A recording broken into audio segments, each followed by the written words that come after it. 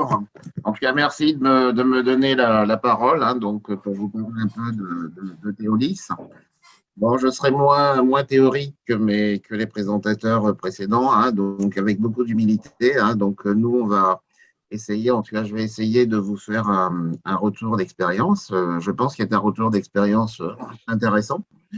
Ce qu'il faut savoir, c'est que Théolis, bon, c'est parti effectivement d'une initiative télécom. Donc, c'est une petite société, c'est une start-up donc dans les télécoms.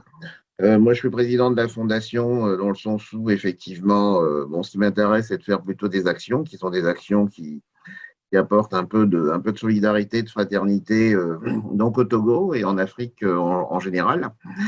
Et donc, on n'a pas choisi particulièrement de travailler sur les femmes. En fait, c'est arrivé comme ça.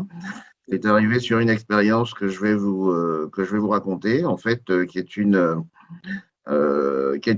histoire qu'on a démarré avec quatre étudiantes de Créteil qui avaient décidé de faire un projet donc en Afrique et qu'on a nous aidé, avec lesquels on a travaillé. Ça donnait quelque chose de très, très intéressant. Pourquoi les femmes? Parce qu'en fait, on s'est rendu compte dans cette expérience qu'elles étaient beaucoup plus réceptives donc aux enseignements, aux apports qu'on faisait. Et ces apports tournaient beaucoup autour du digital. Voilà. Alors, je vais partager mon écran. J'ai prévu quelques petites slides et quelques petites vidéos parce qu'en fait, je présente des choses qui ont été faites par les quatre étudiantes. Donc, je pense que c'est mieux qu'elles le disent en direct.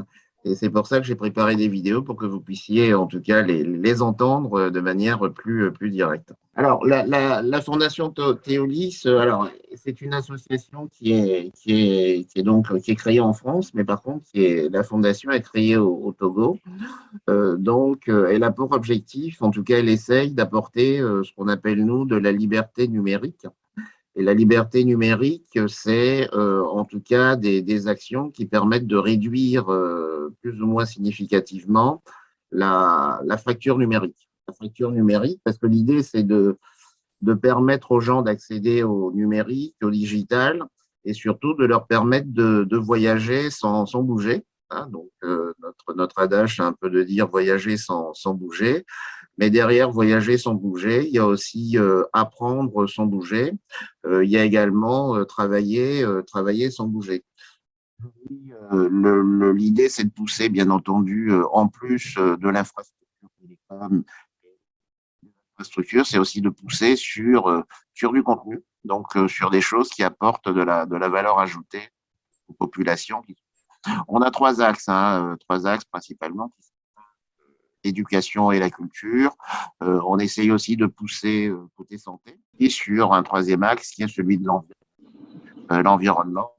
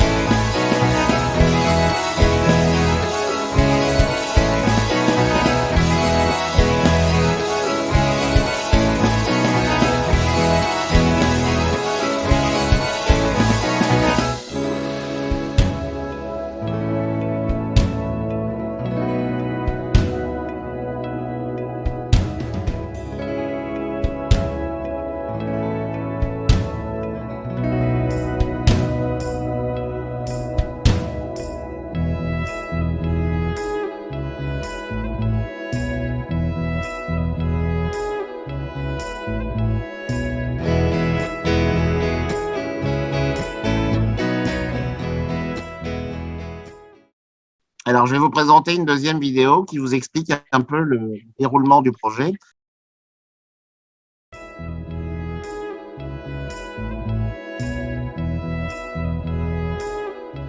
Digital House est un projet dédié aux femmes initié en 2018 par un groupe de 5 étudiants de l'Université de Paris-Est Créteil, dans le but de faire du digital un moteur d'accès simplifié et rapide à l'éducation et à l'information. Ce projet consiste en effet à créer une maison numérique qui servira de point d'accès pour les jeunes femmes du Togo afin de les aider à améliorer leur compétitivité sur le marché du travail. Dans le cadre de ce projet, une formation a été organisée du 19 au 28 mars 2019 à l'endroit d'une douzaine de jeunes femmes togolaises au collège lycée scientifique Sigma.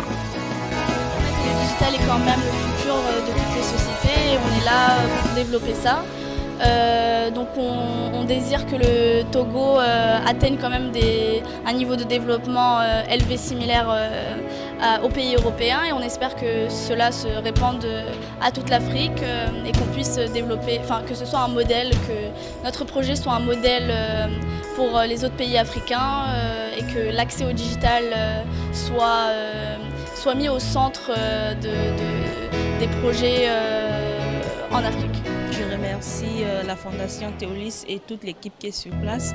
C'est vraiment un projet encourageant parce que la digitalisation de la femme de nos jours est un défi permanent. Ce qui m'a encouragée à participer à cette formation, c'est le module. Quand nous voyons tous les défis à relever, il faut que la femme ait tous ces outils-là pour pouvoir s'épanouir dans le monde numérique d'aujourd'hui. Les cours d'informatique ont été proposés aux participantes en fonction de leur niveau. Des cours conçus de l'initiation aux bases de l'utilisation d'un ordinateur jusqu'à l'utilisation de logiciels et d'Internet comme un outil de développement personnel. Au total, 7 modules ont été développés au cours de cette formation. L'introduction au TIC, la gestion du bureau informatique, l'apprentissage du pack office, la communication web et Internet, une voie pour le business. Digital House a été soutenu par la Fondation Théolis. Les formations se sont bien passées. Moi, personnellement, j'ai eu l'avantage de pouvoir créer même un site web façon blog pour l'association que je dirige. Donc, ce sont les variantes que nous pouvons dire de cette formation. La maison digitale a cette particularité de toucher les besoins personnels de chaque participant. C'est ce qui a été fait et c'est ça qui est la valeur ajoutée de cette formation, de sorte que tout le monde a pu, en sortant d'ici, pratiquer vraiment, appliquer la technologie à son domaine particulier où elle évolue. Aujourd'hui, le numérique occupe une place très importante dans le développement des uns et des autres, ainsi que dans le développement des pays. C'est à ce titre que la Fondation Théolis a soutenu le projet Digital House, qui répond d'ailleurs à l'un de ses objectifs, celui d'apporter à travers le numérique de nouveaux modes d'apprentissage et d'en faciliter l'accès aux personnes les plus vulnérables, dont les jeunes et les femmes.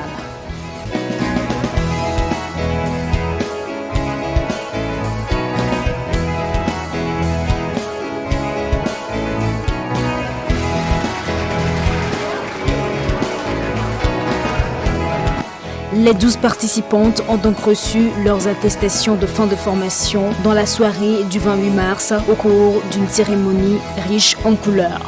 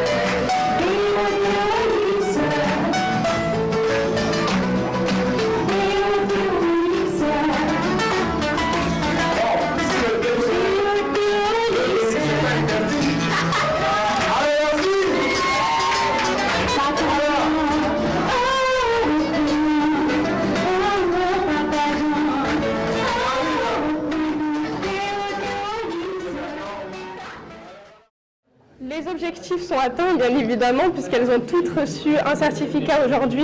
Les objectifs sont atteints. Pour certaines d'entre elles, nous allons leur demander d'approfondir leurs connaissances dans certains domaines. Pour d'autres, on a pu réaliser, par exemple, le site internet de Kifayat pour son association, donc l'association Be a Blessing, que je vous invite tous à aller voir sur internet. En accord avec l'université de Créteil en France, qu'on a organisé donc des maisons digitales donc au Togo, et c'est les premiers en Afrique. On va en faire d'autres, on va en faire d'autres. C'est les premiers en Afrique, c'est les premiers au Togo, et c'est quelque chose qui va continuer, c'est-à-dire qu'on va essayer de manière périodique de recommencer. Là, on a 12 femmes dans cette promotion, on essaiera d'en faire 12 autres dans 2 mois, et ça va continuer indéfiniment. Voilà. Et ça ne va pas être réservé qu'aux femmes, on va essayer de l'élargir à un moment aux personnes, alors pas âgées, mais aux personnes d'un certain âge, et puis également aux enfants et aux populations rurales. Vivement que cette première maison digitale soit bénéfique, surtout pour les jeunes femmes sur le plan professionnel.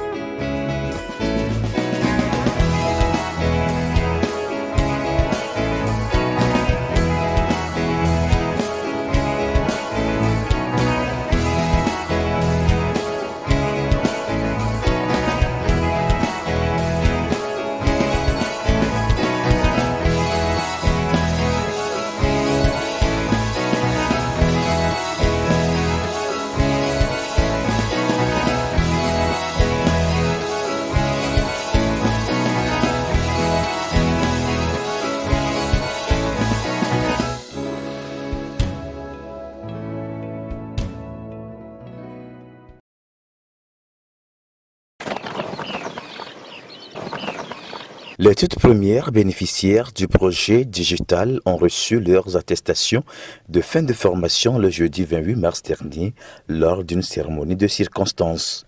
Au nombre de 12, elles sont donc de la toute première vague du projet Digital House parrainé par la Fondation Théolis dans le but de faire du digital un moteur d'accès simplifié et rapide à l'éducation et à l'information. Il s'agit tout simplement d'aider les femmes togolaises à améliorer leur compétitivité sur le marché du travail pour accroître leur potentiel social. L'idée, si vous voulez, c'est de participer à l'effort d'éducation, de transformation digitale donc, de la population togolaise. Et là, c'est en accord avec l'université de Créteil en France qu'on a organisé donc les maisons digitales donc, au Togo. Et c'est les premiers en Afrique. On va en faire d'autres. C'est les premiers en Afrique, c'est les premiers au Togo. Et c'est quelque chose qui va continuer. C'est-à-dire qu'on va essayer de manière périodique de recommencer. Là, on a 12 femmes dans cette promotion. On essaiera d'en faire 12 autres dans 2 mois. Et ça va continuer indéfiniment. Et ça ne va pas être réservé qu'aux femmes, on va essayer de l'élargir à un moment aux personnes, alors pas âgées, mais aux personnes d'un certain âge, et puis également aux enfants et aux populations rurales. L'équipe de formation venue donc de l'université de Créteil les a outillés sur 7 modules. Le premier étant savoir gérer et savoir utiliser un ordinateur ainsi que la gestion de la bureautique. Nous avons ensuite fait 3 modules sur le pack office, l'utilisation de Word, Excel et PowerPoint. Et ensuite, nous avons fait 2 autres modules sur la communication digitale, les réseaux sociaux, comment créer sa communauté digitale, comment créer son business en ligne, car aujourd'hui nous n'avons pas besoin de boutique, nous n'avons pas besoin d'infrastructures pour pouvoir vendre en ligne, pour pouvoir se faire connaître et faire connaître ses services. Et donc c'est dans ce sens-là que nous avons amené ce projet, c'est-à-dire avoir un ordinateur chez soi et un accès à Internet nous permet de gagner de l'argent et non pas que de diffuser des photos. Heureuse et satisfaite du déroulement de cette formation, Sandra, l'une des 12 bénéficiaires, se prononce. J'ai pu apprendre beaucoup plus sur le côté business, surtout que je suis étudiante et à la recherche de l'emploi. J'ai appris comment rechercher de l'emploi, surtout sur Internet, au lieu de passer du temps à faire WhatsApp avec Internet. J'ai appris à beaucoup plus profiter d'Internet sur d'autres aspects que de faire de la causerie. Sponsor de ce projet pour rappel, la Fondation Théolis entend contribuer au développement du Togo en particulier et de la sous-région ouest-africaine en général en apportant sa touche particulière de contribution dans les domaines de l'éducation, la culture, la santé et autres, le développement rural. Et pour terminer, ce qui est intéressant, c'est que c'est un projet qui a mené à ce qu'on appelait les potagers solidaires.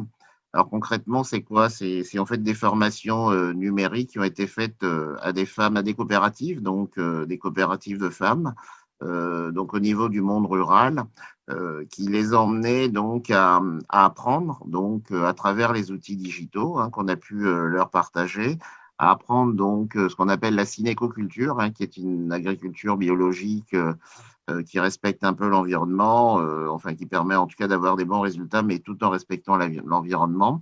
Et ça, c'est un projet qui continue parce qu'en fait, c'est des sessions, il y a une formation et ensuite il y a des sessions de coaching qui sont donc apportées à ces femmes de coopératives, à ces responsables de coopératives.